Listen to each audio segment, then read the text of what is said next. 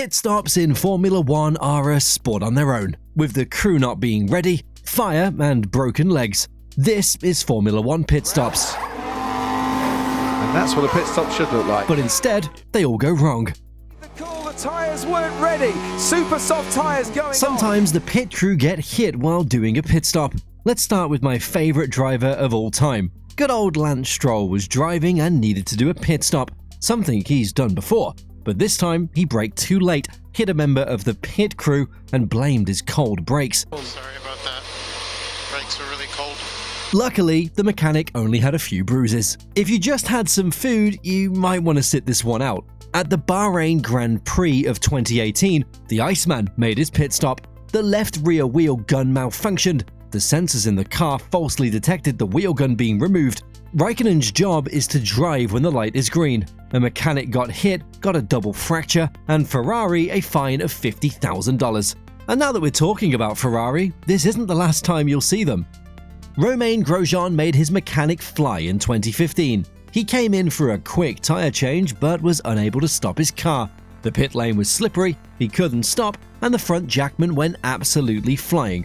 But he stood up, lifted the car, and Grosjean could continue.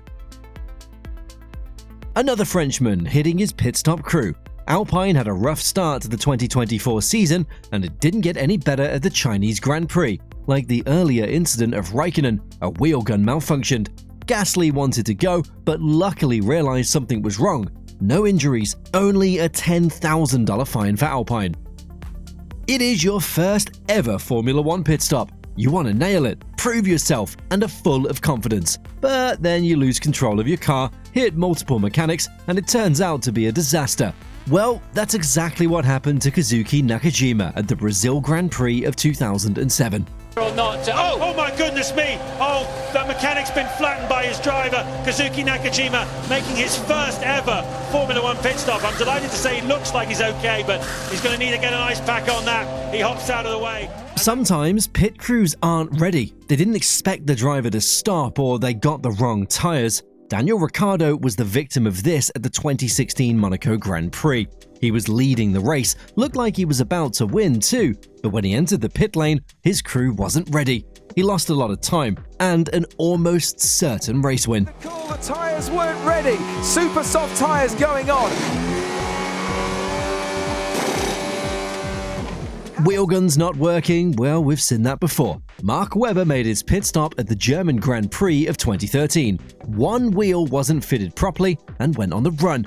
It hit a cameraman at a pretty high speed. He wasn't hurt that badly, but Red Bull's racing wallet got hit with a $30,000 fine. Mercedes celebrated their 125th year in motorsport. Special livery, race suits, and a dominant car were a recipe for success until Lewis Hamilton damaged his front wing, came in for a pit stop on late notice, and the crew wasn't ready, scrambling for tires, replacing a front wing, and 50 seconds later, he could finally continue the race. We stay with Mercedes because in 2020, they attempted a double stack that didn't work. It was George Russell's first race with Mercedes because Hamilton was sick. He dominated Valtteri Bottas, led the race, and was the first to come in. His stop wasn't flawless, but he got away. Bottas, on the other hand, waited for 27 seconds.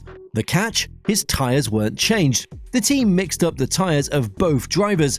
Russell went out with Bottas's tyres, Bottas on his old ones, and they needed to stop again. Okay, George, we're going to need to box. Okay, one more Mercedes pit stop, because I think Valtteri Bottas is still waiting. The Finnish driver stopped, went for a quick change, but in reality, his wheel nut was stuck. He needed to retire, and the tyre wasn't removed until they took the car back to the factory.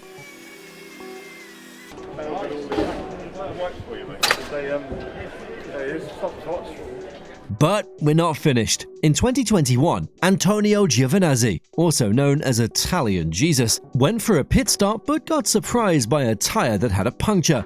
Mechanics went running, looking for tyres, and finally helped him out. The pit lane is a dangerous place. That's what we know by now. But not only for the pit crew or the cameraman, also for drivers. Robert Kubica made his pit stop but was released too soon by his team. Adrian Sutil was approaching and got hit by Kubica. The Force India driver was forced to retire, and luckily didn't hit his crew. With the pit light on red, Kimi Raikkonen and Kazuki Nakajima stopped and waited. Lewis Hamilton, though, he had other plans. He didn't expect the drivers to stop and drove straight into the Ferrari. Both drivers needed to retire because of this. Doing a pit stop is easy. You drive into the pit lane, go to your team, wait until they perform the stop, and off you go. But what if you come in too quickly, can't make the corner, and hit a wall? Ask David Coulthard how that feels. Oh, my goodness! David Coulthard smashes himself out of the Australia. I have never seen that before. And if you don't want to ask Coulthard how it feels, you can always ask Hamilton. At the Chinese Grand Prix of 2007, he was in a good position for the World Championship until he went for his pit stop. He went wide, slid into the gravel, and got stuck. Into the gravel trap. Can he keep the wheels spinning? Can he get some momentum going? No, he can't. It's all going to get away from him. At this point, you might be thinking, where is Ferrari? We've only seen them once. Yes, that's correct. The reason? Ferrari deserves a whole segment for themselves, not only because it's an iconic team, but also because they're very good at doing pit stops the wrong way.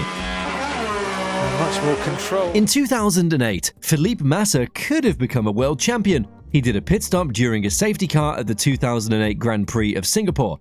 Ferrari's lighting system was a bit too eager, and it turned green. The race leader went for it, but his fueling hose was still attached. He stopped at the end. His crew rushed to help him, but the damage was already done. Pit stops nowadays are 2 seconds, which makes a double stack much easier. Ferrari attempted one at the Malaysian Grand Prix of 2001 during a safety car.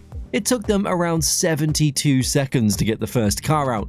Tires weren't ready, mechanics running around, and probably a lot of Italian, Portuguese, and German swear words were spoken. You thought that was the only time they didn't have tires ready? Wrong. Eddie Irvine did his pit stop in 1999, and guess what? No tires. He was waiting until the last tire showed up. Poor Eddie. Charles Leclerc and the Monaco Grand Prix are a video on their own. He has many heartbreaks at this home Grand Prix, but there's nothing more painful than being a Ferrari driver. He was leading the race, trying to finally achieve his home win, but then he needed to make a pit stop. The team asked him to box. As soon as he went into the pit lane, they took back their words. Stay out, stay out. Tire position 5. An absolute heartbreak. Let's do one more, and it's again Paul Leclerc. While this is not exactly a pit stop, tires were involved. The 2022 Brazilian qualifying was a blockbuster. With rain incoming, a good strategy was needed to succeed. So, what did Ferrari do? They misread the radar and sent him out on intermediate tires instead of slicks. Classic Ferrari, if you ask me. Okay, the last segment. We used to have refueling in Formula 1. It was a strategic battle between teams, something that took a while and, well, very risky. Michael Schumacher was very lucky during the Austrian Grand Prix of 2003. The hose was stuck, fuel leaked all over the car, and a fire was started. The team quickly extinguished it. Schumacher went on racing, and well, he still won that race. The fuel hose will be a common theme in the coming minutes. Christian Albers went away with the fuel hose still attached in 2007. Felipe Massa did it in 2008, and Kovalainen did it in 2009. Most of the time, the mechanics are the only victims. They get knocked down, the car is damaged, but nothing more. Not this time. The hose still had fuel in it. Kimi Raikkonen was close, and flames came into his cockpit. Well, as cool as the Iceman is, nothing really happened. Gianmarino Bruni was driving his home Grand Prix at Monza, but that didn't go as he wanted. His second pit stop went up in flames. Literally. The fuel hose leaked, came in contact with the car, and a big fire erupted. Eddie Irvine's pit stop at the 1995 Grand Prix was literally on fire. Again, fuel was spilled, and as soon as he went away, the car ignited in a big fire. The fuel valve was jammed, he stopped, the mechanics acted quickly, and he was unharmed. But the absolute worst refueling moment has to be this one. Benetton wasn't a team that took the rulebook very seriously. With a modified fuel rig, they could fuel their cars 12% faster, but that also means you can spill fuel faster, and that's what happened to Jos Verstappen. A massive amount of fuel was spilled, went into his cockpit and all around the car. He and his mechanics all went up in flames. A big fireball that luckily got extinguished very quickly. Only minor burns were reported. A miracle, if you ask me. Speaking of miracles, the Halo is one too, and you can watch the Halo saving lives right now.